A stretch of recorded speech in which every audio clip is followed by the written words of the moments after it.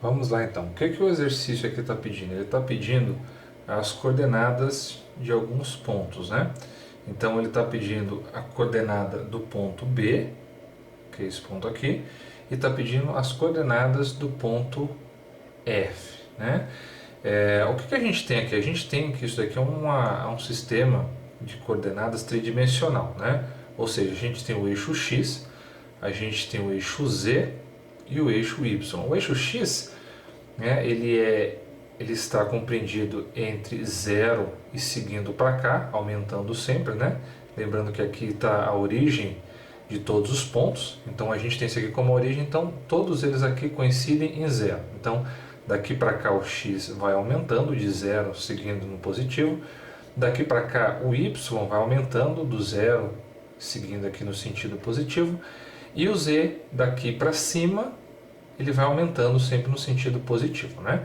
Se a gente continuasse aqui, a gente teria o que? A gente teria o x vindo para cá, e aí seria negativo, né?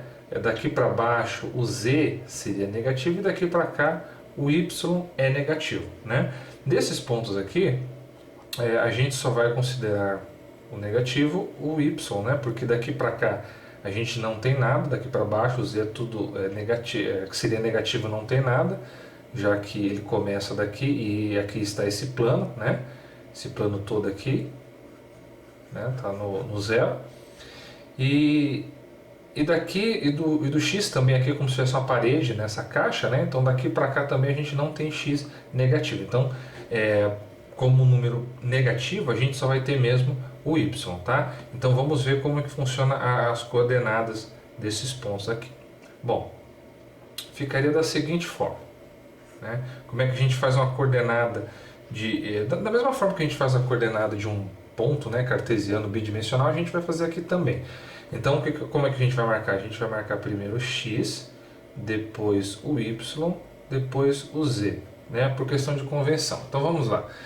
Esse ponto B aqui, em relação ao x, qual que é a distância dele, né? A distância dele é toda essa parte aqui, que vem daqui, vai seguindo, seguindo, seguindo até aqui, né? Então esse pedaço todo aqui é a coordenada no ponto x. E quanto vale isso tudo? Isso tudo vale 20, né? Uma vez que o comprimento daqui para cá tem 10 e daqui para cá tem 10, né? Então 10 aqui, 10 aqui. Então a gente tem que no eixo x essa coordenada é igual a 20, tá? No eixo y, a gente tem que aqui começa de 0, daqui para cá é positivo e daqui para cá a gente convencionou como negativo. Se a gente convencionou daqui para cá como negativo, o eixo, o B está aqui, então no y está o quê? Está toda essa distância aqui, né? E essa distância aqui a gente vê que ela mede o quê? Ela mede 15, né? Que é justamente essa distância aqui. Então no eixo y a coordenada é menos 15. Por que menos 15? Ele vale 15 em módulo, mas como daqui para cá é positivo, daqui para cá a gente começa do zero e vai contando sempre negativo, então aqui a gente tem que a coordenada é menos 15, tá? E finalmente no eixo Z, o que a gente tem? Ela começa aqui do zero e daqui para cá é positivo. O ponto B, ele está justamente nesse plano todo aqui, né? Digamos que ele está no chão, né? E quando ele está no chão, a altura é zero. Então a coordenada dele z é igual a 0. Então a gente tem que as coordenadas do ponto B são 20 menos 15 e 0. Agora a gente vai para as coordenadas aqui no ponto F, fazendo da mesma forma. Então vamos lá. Em relação ao x, né? Em relação ao x, a gente vê que esse ponto F é como se ele estivesse no fundo da caixa aqui, né? Toda essa caixa. Isso tudo aqui é um plano, né? Essa parte toda aqui, ó, é um plano. Ela está no plano, justamente no plano do x. Como ela está no plano do x, esse f aqui ele vale 0, porque ele não está daqui para cá, né? Daqui para cá o x ele vai ficando negativo, né? Nesse plano tridimensional. Imagina que isso aqui é uma caixa e isso daqui é o canto de uma caixa, né? Tá? Sendo isso aqui o canto de uma caixa, ela está nesse plano. Nesse plano aqui, todo esse plano, o x é igual a 0. Então, em relação ao x, o f aqui, a coordenada é 0, né? Agora eu vou apagar ali para ficar mais fácil. Então a gente apaga isso tudo aqui. O que a gente tem? Agora a gente continuando aqui, a gente vai ter x é 0. Agora o y vale quanto? Daqui para cá, né, a gente tem que o y está justamente nessa linha aqui, né? Então a gente tem todo esse pedaço aqui para o y, tá? Só que diferentemente daqui que o y está do zero para negativo, aqui ele está no positivo. Então no ponto F aqui, esse y vale exatamente esses 15 positivos, né? Então a gente tem aqui 15, tá? E finalmente no eixo Z a gente tem essa altura toda aqui, que é a altura que está o ponto F, né? Toda essa altura. Ó, então aqui é o y, que foi esse 15, né? E essa daqui é a altura. Essa altura toda é esses 20 mais 20, né? Conforme dado na figura. Então, as coordenadas do ponto aqui é 40, tá? Então, como resposta, a gente vai ter o quê? Como resposta, a gente vai ter as coordenadas do ponto B, são essas daqui, e as coordenadas do ponto F são essas daqui, né?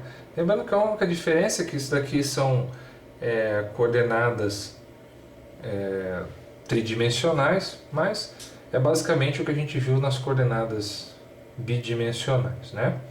Bom, isso foi o A. Agora ele quer saber, né, no item B agora, né? Vamos apagar isso aqui. Ele quer saber agora no item B o comprimento da diagonal, né? Dessa diagonal aqui, ó. Ele quer essa diagonal de A até I. Então essa é a diagonal que ele quer, tá? Bom, para calcular isso daqui também é relativamente fácil, né? Por quê? A gente vê o seguinte, a gente tem esse retângulo, né? E tem este outro retângulo aqui na parte de cima, né? Bom, primeiro a gente precisa calcular, para saber esse comprimento aqui, a gente precisa fazer o seguinte, só nós ligarmos aqui do ponto A ao ponto G, né, em linha reta, isso daqui vai formar o quê? Vai formar um triângulo retângulo, né, com um ângulo reto bem aqui. Essa altura aqui a gente já tem, que é 40. Essa diagonal a gente precisa calcular, que é de A até I, né? E essa diagonal aqui, que na verdade forma um cateto desse triângulo retângulo, a gente não tem, mas a gente tem como conseguir, né? A gente tem como conseguir porque a gente tem esse comprimento e esse outro comprimento. Então vamos lá. Vamos calcular primeiro, vamos calcular um de cada, né? Para a gente chegar aqui nos valores. Então vamos lá. Para ficar fácil de entender. Vamos calcular esse primeiro triângulo aqui, né? Esse primeiro triângulo, tá? Vamos dizer que ele está mais ou menos isso aqui. Vamos supor que isso seja um triângulo, né? Está mal desenhado aqui. Então vamos lá. O que a gente tem? A gente tem esse cateto. Quanto mede esse cateto? Esse cateto mede 20, né? 10 e 10, 20. Como são simétricos, isso aqui vale 20. Tá? Este cateto aqui de baixo vale quanto? 15 mais 15, 30. Então aqui a gente tem que calcular a hipotenusa, né? Pelo teorema de Pitágoras, o que a gente sabe? Que a hipotenusa ao quadrado é igual à soma dos quadrados dos catetos. Tá? Então h ao quadrado é igual a 20 ao quadrado mais 30 ao quadrado.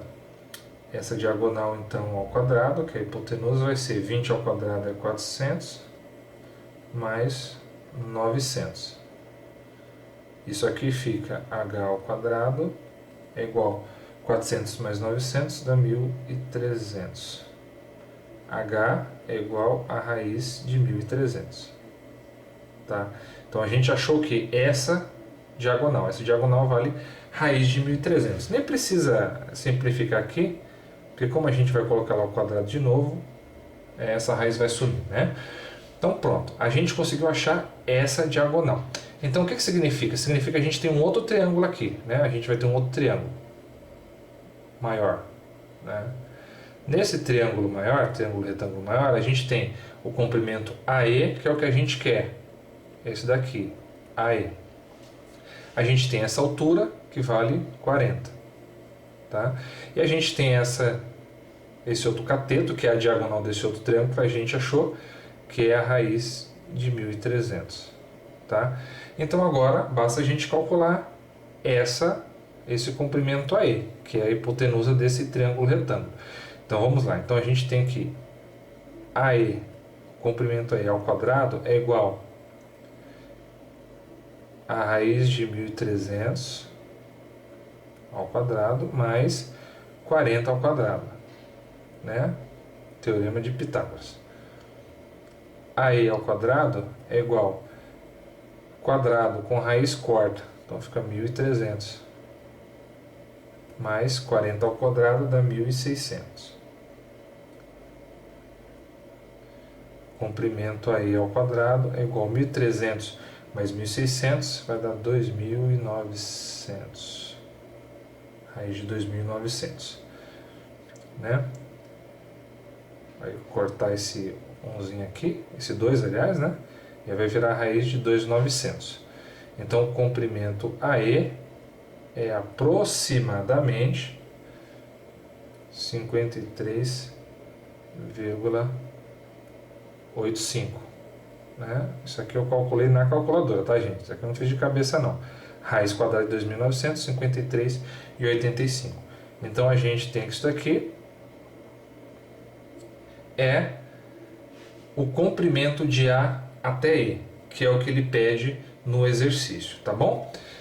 Agora só para reforçar, essa aqui já é a resposta final, mas às vezes o professor pede de uma maneira diferente na forma de raiz, né? Na forma de raiz, a gente simplificando, a gente pode dizer que isso daqui vai ser igual 10 raiz de 29, tá? De repente apareceu uma outra alternativa assim, ou se ele quiser de uma outra forma, a gente pode colocar nessa forma de 10 raiz de 29 também uma resposta certa para esse exercício, tá bom? Então, esse exercício foi isso. Até a próxima.